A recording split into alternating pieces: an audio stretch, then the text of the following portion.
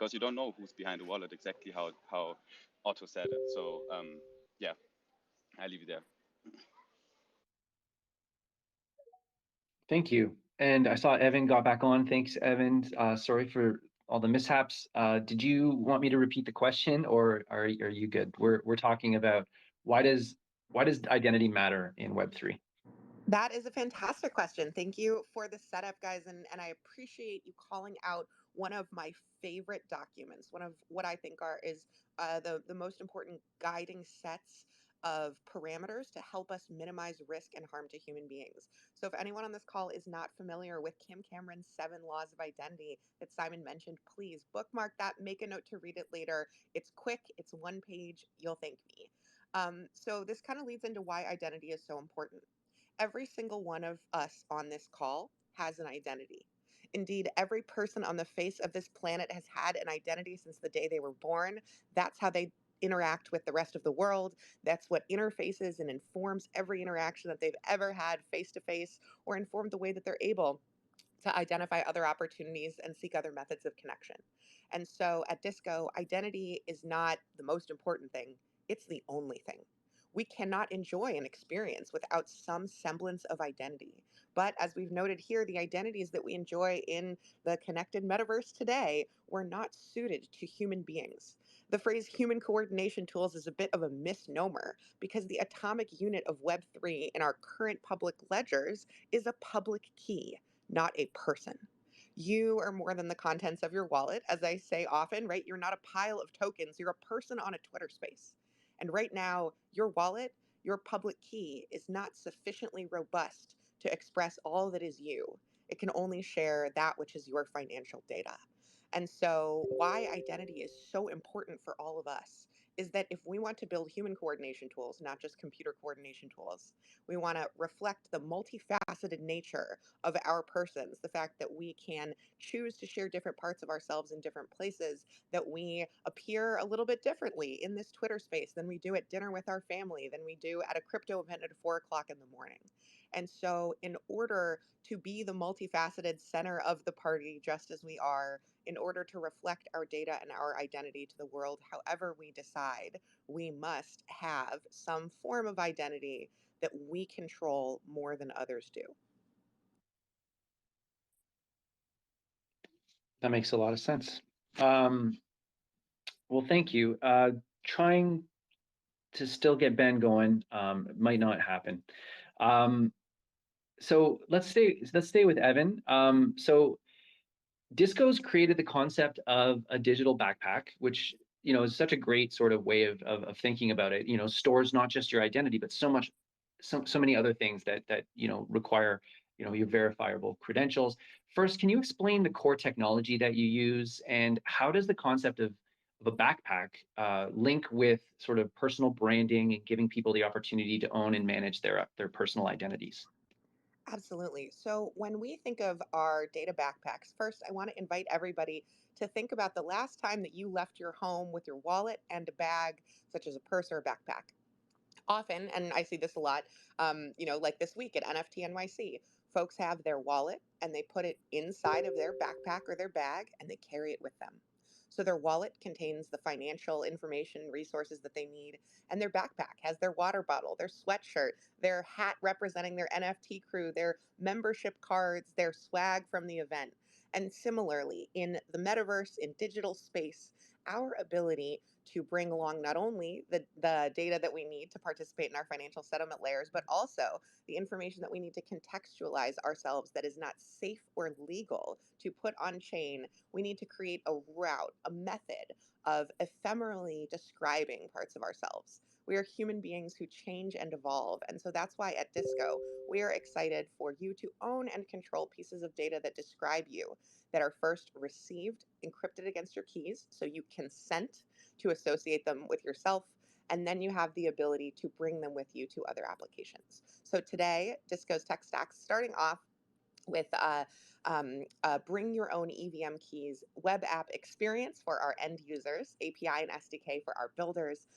So right now we are optimized to enjoy on desktop with Chrome and MetaMask. You can connect your MetaMask to the disco.xyz web app and away you go. On the back end, we are storing your credentials encrypted by default on Ceramic.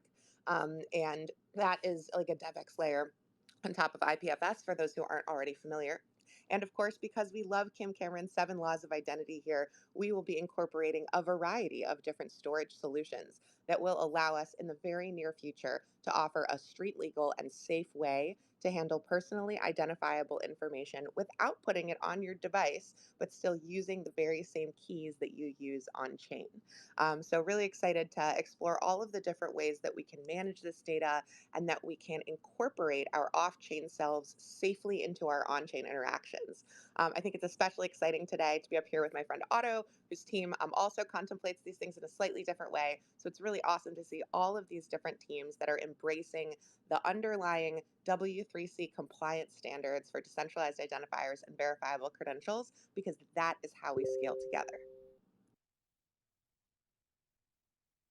Thanks so much. Yes, totally agree. Otto, Polygon ID is quite a robust solution. It positions itself more as like a Web3 infrastructure play. Are you using a form of DID? Just curious about the technology, but also can you describe the ways that Polygon ID solutions are being used, for practical applications, kind of more as that infrastructure approach, whereas I think as Evan was talking about, it's more looking more at the personal brand and the person. In your case, are there more sort of bigger applications from a structural standpoint that you can give to kind of demonstrate that there are additional practical applications for DIDs or for identity tech? Yeah, happy to do so. Yeah, and thanks for the shout out, Evan. Yeah, I agree that it's very important to kind of empower users and give them control over their data. Right now, unfortunately, we're sort of relying on these, third parties to kind of guardianship our data, and we need more agency and more control over people's data, and we need to make people aware of that. And I think it's not an easy task, so I really commend Disco for like pushing that and making it more accessible and make the concept of more palatable, through this idea of the data backpack, which I think is great. Yeah, so Polygon ID is fully compliant with verifiable credentials and DIDs. We have our own DID method called Polygon ID. We have a set of decentralized identifiers that get created when you download a wallet. And we also have this concept of kind of managing multiple identities, right?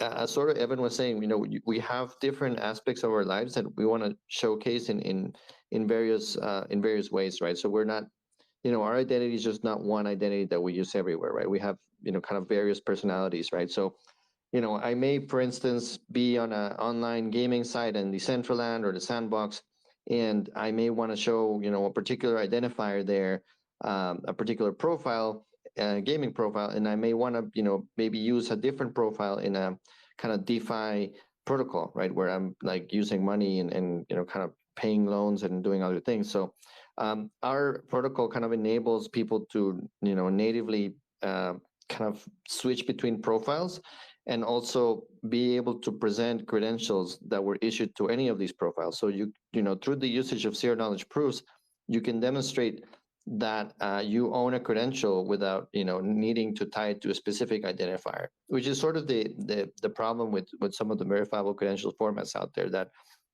they force you to reveal the identifier to whom that credential was issued, and then you do lose a little bit of privacy in that process, and that kind of creates the possibility for the verifiers to track you as you interact across websites, right? So if I use my same age credential at various different platforms, and I reveal that specific identifier that was issued to, eventually people may be able to track me. So we're sort of encouraging the usage of zero knowledge proofs to kind of anonymize that information and then provide a little bit more privacy, right? So the main idea is that you have a set of credentials that are living in this data backpack, as Evan was saying. And when you go to a verifier, the verifier will be able to ask questions about those credentials, right? Are you over 18? Are you a member of this club? Were you born, between this and this date? Do you have a membership to this DAO? Those kinds of queries, right? And then, when those queries are asked, then you're able to generate zero knowledge proofs from your device to just reveal the specific information without needing to reveal the full credential data. So, we have a Polygon ID DID method that's published in our website. We have tutorials as well. They're accessible. And then some of the use cases, right, to your question, I think is largely very focused on DAOs at the moment and providing kind of civil resistance, one person, one vote type use cases. We have situations such as one of the platforms that we're working in, the sandbox, where they're saying, well, I have a problem because I have, users that have more than one blockchain address, and I'm not able to tie that blockchain address to these various users, right? So how do I manage an identity, and how do I make my users go to some kind of, know your customer check without asking them to go for each of these blockchain addresses one by one, doing the same check? So these are the kinds of situations that we're trying to solve. And I think, if anything, the basic thing that we need right now in Web3 is just, a basic proof of humanity and, some kind of proof of uniqueness. If we can just do that, I think that'll go a long way towards, making our Web3 platforms a lot more richer in the identity sense, right? We can get into more advanced use cases later on where you can reveal your citizenship and a few other attributes. But if we can just, get some kind of proof of humanity, I think that already is solving a lot of the issues that we have right now in Web3 with bots and various other issues. Yeah, it's only probably going to get worse, right, with with the proliferation of all this AI. So I think that's a very good point. Simon, so digital social ID is building non-transferable reputation through the use of soul-bound tokens, SBTs. Maybe you can take a second to describe for the audience a bit more about what is an SBT, but what makes them useful for identity management, and what are their limitations? How can we combine sort of traditional identity frameworks with on-chain credentials such as SBTs? Yeah, definitely. And the whole the whole topic is not something that we came up with, obviously, at Digital Social ID. It was basically Vitalik, right, and Glenn Whale who wrote first about the whole idea of soulbound tokens. And also, before I answer the question, kudos to Disco and Polygon ID for pioneering the decentralized identity space, because I truly believe, listening to all this, that we are looking into a much better and brighter future. To be a little bit optimistic here, in the World Wide Web, with smart people like Evan, Otto, and many others, and the whole teams behind it working for this future, right? Now, towards your question, Jamie. First of all, I strongly advise everyone to listen to the Bankless episode of Evan and Vitalik, to be honest, because they did like a great job of really digging into the topic of comparing verifiable credentials in a traditional sense with, let's call them public verifiable credentials, which are soulbound tokens in that sense, right? And a soulbound token, basically, to make it really blunt, is just a non-fungible token. It's an NFT that is bound to your address, and you can't transfer it. And that's a very important fact if we're talking about identity credentials, because we don't want some sort of secondary market where you can trade your reputation, right? That would be fatal and shouldn't be possible. So we can't really use NFTs for that sense. So we need to use SBTs, right? And SBTs are quite useful, especially in for reputation management, because first of all, they're based on blockchain tech, and this helps us to make the reputation data secure, tamper-proof, immutable, right? Which it should be. You shouldn't be able to change it, change the history that you build yourself for your identity, and this helps to enhance trust and credibility for the reputation scores that we, for example, build at DSID that are associated with the user's digital identity. Also, something that's a point we can probably discuss also with Evan, because I know she has a take on that. It's the privacy preserving part of things, because SBTs are obviously public, so everyone can see what's on there, and everyone can see the data that's stored there on the blockchain. But the key difference, or the very important point we have to state here, is that we don't reveal any personal identifiable information. So we leave out names and age and stuff like this that can actually link to a human person behind it, and we just put the reputation data and link it to the wallet that's behind it, right? So at DSID, we don't really care who's behind the wallet. We just care how credible you are. I like to, I keep saying that. And another good thing about SBTs is that you can build dynamic SBTs. So you can store a dynamic reputation score that evolves with the user's behavior and the interactions of the user, which is another great upside. Now, we talked about the good things about SBTs. Obviously, there are also some limitations. For example, you have a limited data source because SBTs rely on on-chain data, and they may not capture the full spectrum of a user's identity, especially when it comes to traditional data sources, like what Otto was talking about earlier, like all the things that our nation states issue and that we know from the real world. Also, I think adoption and integration is a challenge for SBTs. They need to be integrated with various platforms and applications and services for them to make sense. We don't have a framework yet for soulbound tokens as we have for DITs and VCs, right?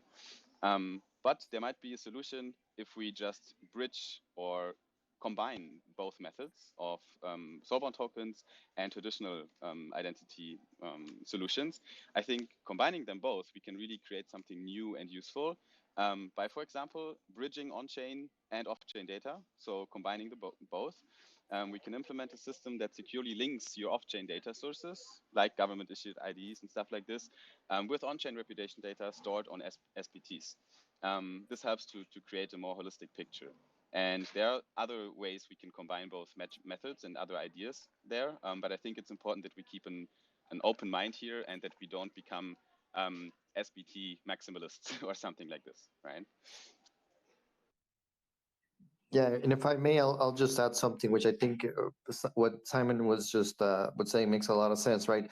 Like I think there are some very valid reasons why SBTs are used, right? And especially in a social signaling sense, right? That you have this membership or particular NFT and things like that. These are very useful things, but you kind of need to give the user the option to have the social signaling mechanism when they want it, right? So I think as Simon was saying, we sort of need to come up with more solutions that kind of bridge verifiable credentials with SBTs, right?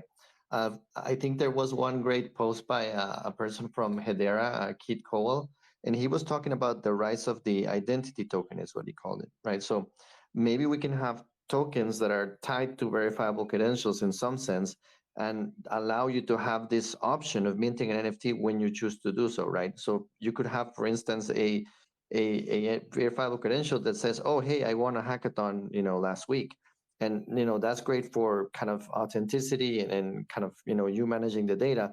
But you may want to have the option of minting an NFT that's tied to that verifiable credential and tied to your identity, right? So that if you want to kind of signal to everybody out there, hey, I won the hackathon, I'm a great developer, hire me, you can do so, and you can have that option, right? But just giving more kind of control to the user over this, right? So I think as more and more solutions are developed around this, there'll be ways in which you can tie verifiable credentials to SBTs, and that allow them to be more flexible and maybe even recoverable and transferable, because that's the other issue, right? Once you lose your keys, what happens? Would there be ways to tie that identity token to your particular identity? And if you prove that you're that person again, could that be token be transferred to another address? So things like that, I think are very important to try and get out there in the world to people to develop it, to kind of balance the usefulness of both of these. Yeah, great point. I mean, I'll plug a little bit of Krita here too, because I think Krita does something like that where we provide a credit score using our credit oracle, looking at all your on-chain data, and then you can mint it as a credit NFT along with your decentralized identifier, which is powered by Elastos. And so in that way, it kind of acts as I think a soulbound token as well. And is a verifiable credential for that purpose. But I think having these different tech solutions and being able to stack them and use them interchangeably as needed, I think that kind of leads into my last question, which is kind of, again, for this whole group is, there's other technology out there. We've heard about, DIDs and soulbound tokens, but last session we also talked about, naming services, and are there other technologies too? I'm just wondering, are these necessarily competing? Do you think that they should be working together? Are there other technologies coming down the line that we should be looking at as well? Just curious, what you guys all think. You're much more into, obviously, this space than I am, so just curious to know, like, what's getting you excited, but also what do you think is the future going to look like in terms of the tech that is helping us identify ourselves? And it's an open question, so if anyone wants to just jump in. I mean, I'll jump in here and just say that I think naming services are great in the sense that at least they start to move away from this concept of a user being equal to a key, as Evan was saying, right? At least it's providing some abstraction away from, oh yeah, you're this like alphanumeric identifier out there, right? So this already is great in abstracting away from that. We have the same concept in Polygon ID where, a given identifier can control a set of keys. And I think in that sense, things such as ENS, unstoppable domains, and others of that nature kind of make that more flexible and, kind of give this permanent, rememberable, easy to, remember identifier that you can leverage. And then you can transfer it to another, address if you so choose to do so, right? So this allows you to kind of rotate your keys in that sense. So I think they're highly complementary. We obviously need to kind of figure out more ways to directly tie them. I know that there's a DID method called DID ENS that is being leveraged out there. So things like that, I think, will be highly useful. But I'll let Evan and Simon chime in here as well. So we love a good namespace because the experience of a blockchain happens between your face and your keyboard. So if you can't interpret it, you can't read it, you can't understand it, it might as well not exist. However, the challenge with namespaces like ENS is that they're very low assurance. So, for example, my ENS profile points to @Paris Hilton on Twitter. It's public, it's on chain, the whole world can see it. But am I Paris Hilton? No. And so we need to remember that NFT based namespaces are subject to domain squatting, and the quality of the data they contain is only as good as the quality of the data that has been manually put into them by their owner. And so namespaces such as Twitter and subsequently Lens, bootstrapped on top of Twitter, are interesting because they utilize Twitter's content moderation method for these namespaces, essentially bootstrapping onto that content moderation effort so that Lens doesn't have to do it themselves. Very interesting approach there. We are running into this interesting impasse where DNS records, ENS addresses are providing us with weak but sometimes useful signal. At Disco, we enable you to bi-directionally link together like a handshake where both consent your data backpack, decentralized identifier, Ethereum address, and your Twitter handle, your DNS record, your Discord handle, and in this very next sprint, your ENS address. And so what we're able to do is create a slightly higher assurance linkage with those social profiles. But again, something like an NFT that is mapped to your public key does not tell me that you are actually the human readable name behind that asset. It just tells me that that token ID somehow attained a mapping with your public key. Okay, to sum it all up, maybe I'll jump in as well to give the final thought there. Even though I can't really add a lot more good points here. It's been said, I think. I think the whole bottom line here is that we have different technologies that have different focuses and use cases, DIDs, VCs, and SBTs, and name services, but they can work together. They can work together to create a more comprehensive and holistic, and I think the most important point actually is user-friendly identity ecosystem, right? So you can, for example, use the underlying infrastructure of DITs to associate them with human readable names from naming services, which is great. But you can also link SBTs to DITs, allowing users to incorporate their reputation scores, for example, into their decentralized identity, which is what we're doing at Digital Social ID. And this makes it easier for them to prove their trustworthiness and credibility in the Web3 space.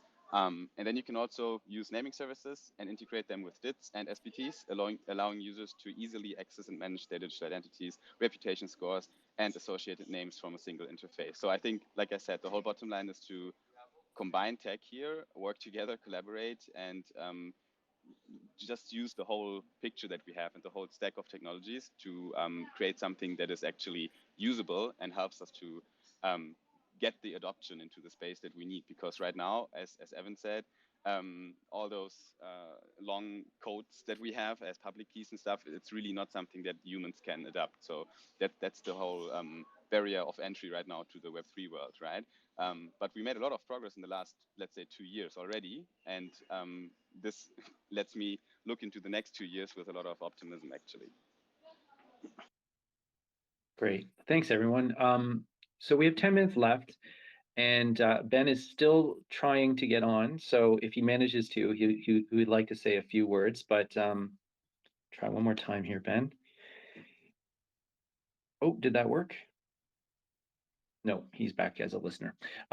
So let's open it up to the floor then. And does anyone want to ask any questions of our panelists?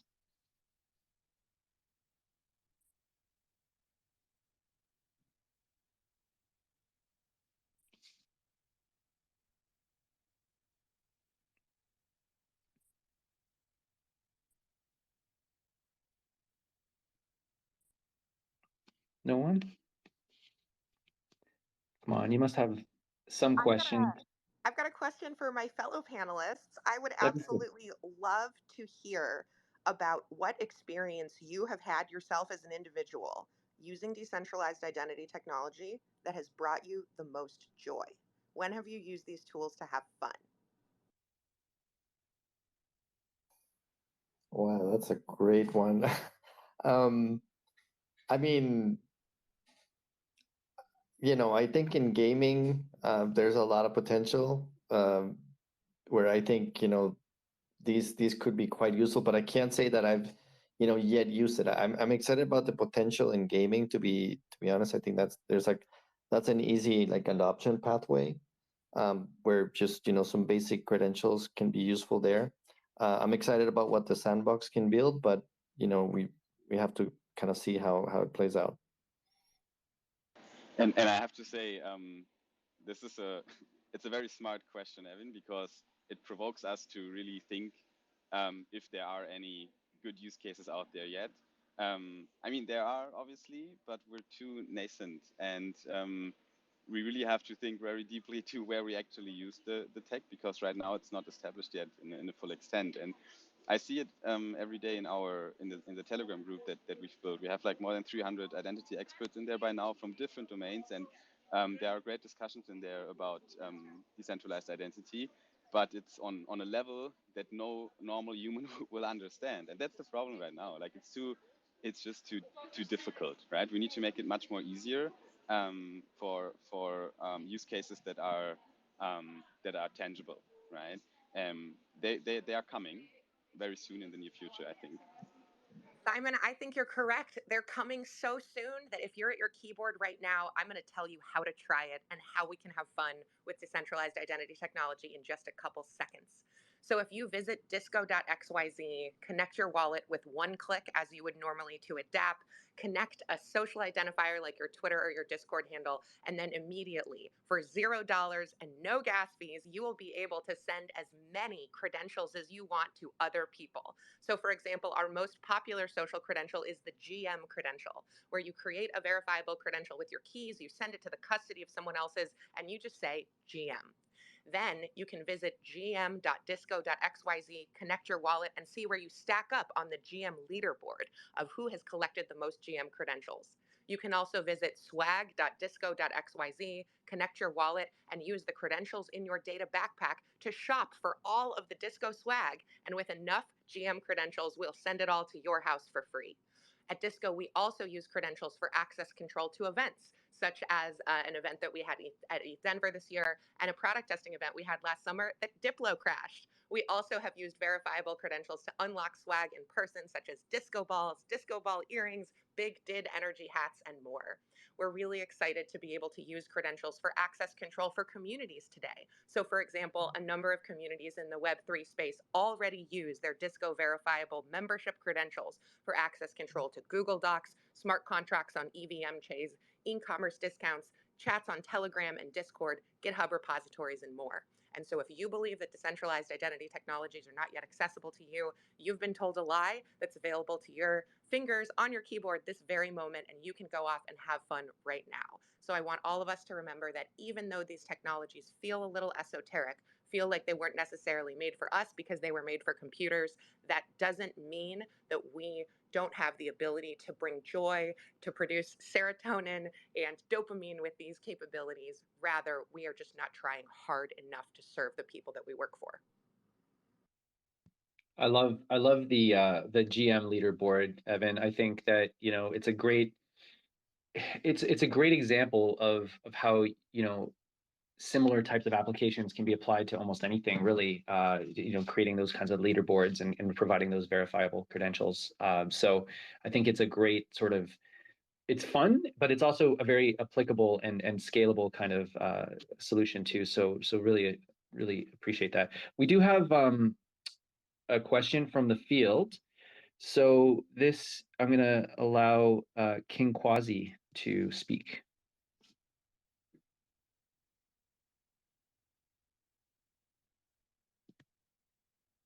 King Quasi, are you there?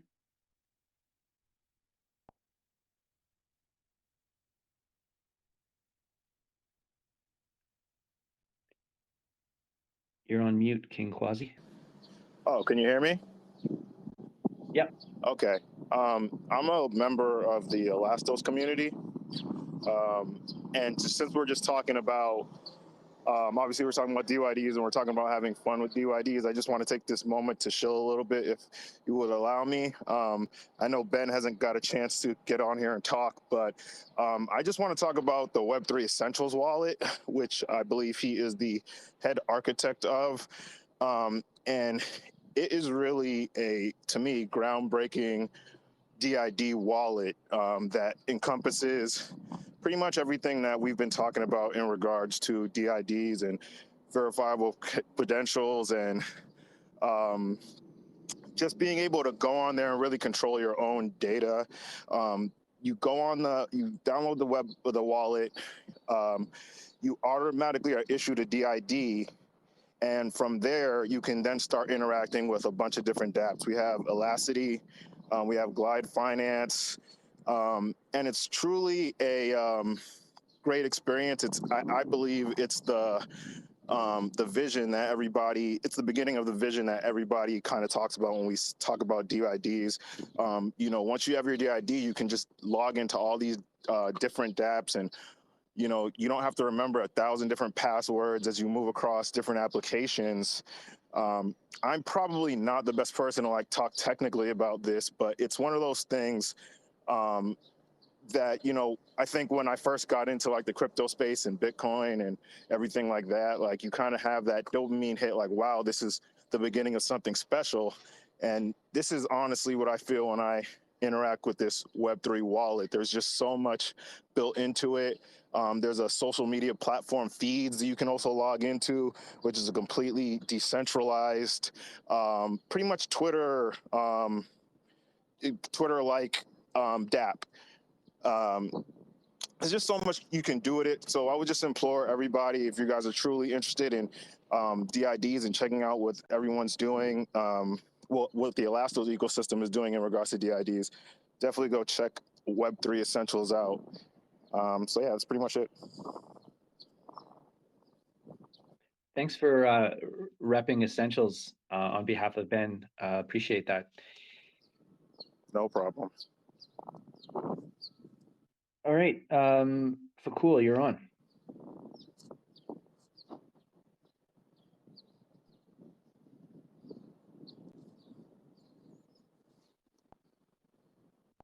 Cool, you have to unmute yourself. Oh, hello. Can you hear me? Yep. Awesome. Yeah, I thought it's unfortunate Ben couldn't join. I know he's having all sorts of technical issues. I was eager to try and step in for him, but I was in a very public space. But thanks, King, for covering it. I guess I could expand a little bit just for the benefit of everyone that's on the call around, how the Elastos DID works and how it's used across the ecosystem. So just super quickly, the approach Elastos has taken is very much a forward-looking approach of saying, hey, DIDs are going to be important, and for true Web3 mass adoption, you're going to need a DID. And so rather than offer DID solutions on its primary chains where dApps are being built, it said no, because everyone on Earth will likely need a DID, plus their dog, their car, whatever it is. Let's create a dedicated blockchain just for DIDs. And that will be truly interoperable, not just within the Elastos ecosystem, but across other blockchains. Because ideally, we don't want to have a DID for every single blockchain or every single app we use. We just want one or two that represents who we are and that we can manage and make it as easy as possible. And then in terms of some of the early applications that I've seen, Essentials is a great one. It's a DID you get with your Web3 wallet. You can then use that to do things like KYC. We've seen great applications where it's been used within the community. So there's been what is known as the eLab program, which allowed users to vote on community proposals from the DAO by using the DID. So, you couldn't spam the votes. So that's a great way of demonstrating verifiable credentials.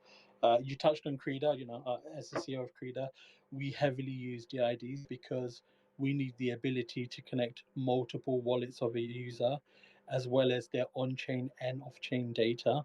And again, when it comes to credit scores, you can't let people game the system. And so the ability to KYC is very important. And doing that, the DID is much more robust and expansive. But also there's other community projects, such as Feeds, which is a social app. You can connect your DID, which allows you to connect your Twitter account as an example. So now you can push, social messages systemically through both Feeds and Twitter at the same time. So if the Twitter bot decides to take down your post, just like it took down this podcast for a while, you'll still have a copy of it through the Feeds app, which is truly decentralized. Another example, I won't shield too much, but LA City is a great example. They're pioneering, the true access economy by allowing you to generate art, mint it as NFTs, sell it, apply royalties, etc. But what's great about them is they've integrated DID as an option that allows you to verify both buyers and sellers. Now, where that gets really interesting is, if you're a content creator and you have age restricted content, I don't want my kid being able to see that. And so you can tie it to KYC DIDs where users are able to demonstrate their age or maybe a certain uh, piece of information about them so they can access this content. So I think, yeah, I completely agree with the other speakers. It's still very early when it comes to DIDs. There's a long way to go. I think a big issue is around, yes, there's technical standards that have been offered up by the W3C, DIF, etc. But it's still very flexible, and we really, as a community, the DID community, need to settle on certain technical standards, be interoperable for the benefit of everyone, and that will enable true mass adoption. So I'll pause there, but hopefully that gave a little bit of flavor to everyone around how DIDs are super important to the Elastos ecosystem and where we're seeing great innovation in the space. Thanks, Vakul. So I saw Ghost Bro earlier was requesting to ask a question. Did you want to try to request again, or if not, any other questions before we decide to wrap this up?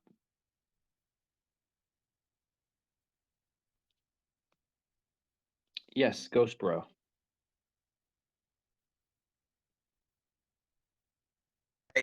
You need to, Thank you.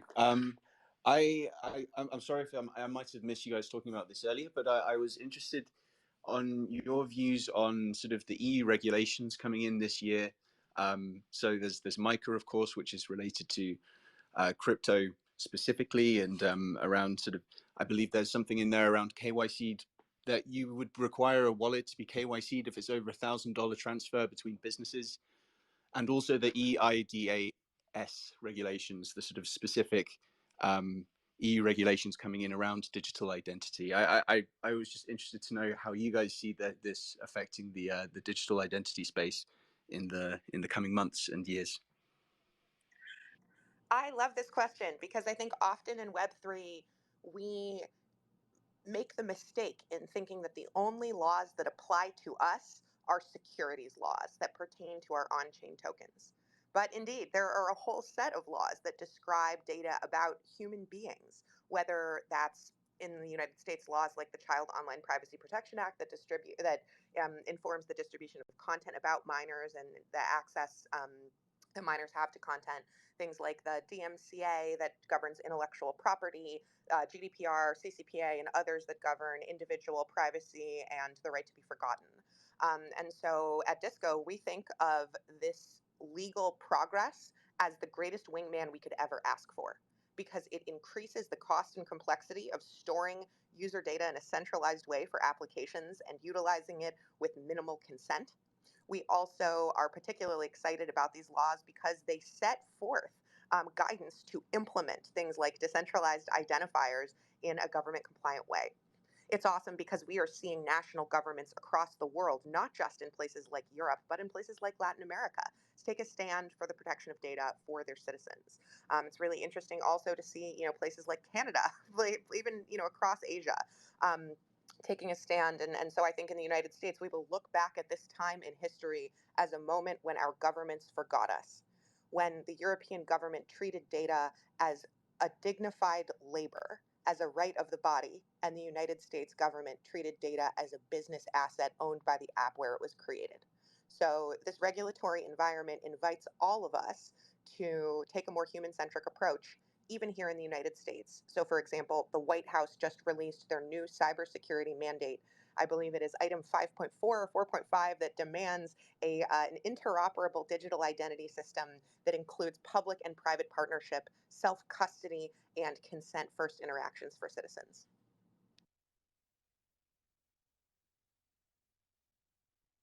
Great response, Evan. Anyone else want to add to that? I mean, I think the other thing too, which I think it's a great opportunity for adoption of verifiable credentials, as Evan was saying, is like, okay, maybe unfortunately it has to be through regulation that we are forced to adopt verifiable credentials and be more sovereign over our data. But maybe it's a great opportunity for that to happen, and people to start caring more about having control over their personal information. I mean, it's also a pretty huge bootstrap for the industry, right? I mean, once the sort of EU, the specific regulations around digital identity come in, I think there's some kind of mandate for, essentially every EU citizen will have an opportunity through, stuff that they have to get from the EU, maybe passports, maybe driver's license or whatever. It sounds like there are going to be a lot of, digital wallets basically getting opened. People are going to be exposed to this simply just by having to, do all their life admin. So that's why I'm kind of excited about the sort of EIDAS things, as well as MiCA with, regulations becoming clearer. It just seems like there's a lot of opportunities here. So yeah, super excited. Thanks for having me, guys. Thanks for the great question. Okay, well, if there aren't any more questions, we're a little bit over time, but considering all of the randomness that we experienced earlier, I really appreciate everyone that was able to stick around, as well as the speakers for putting up with the technical difficulties. So thanks, everyone, and apologies, Ben, that you weren't able to join us. Hopefully next time we'll find a way to get you to be able to add to the conversation. But on behalf of Elastos, thank you everyone for joining, and I look forward to our conversation in 2 weeks' time. We're still identifying what the next topic can be, so if you've got some really good ideas for what we can speak to that is going to be imperative for the future of Web3, we're all ears. So yeah, please reach out. Thanks, everyone. Thank you. Thanks for having us. We'll see you in the metaverse.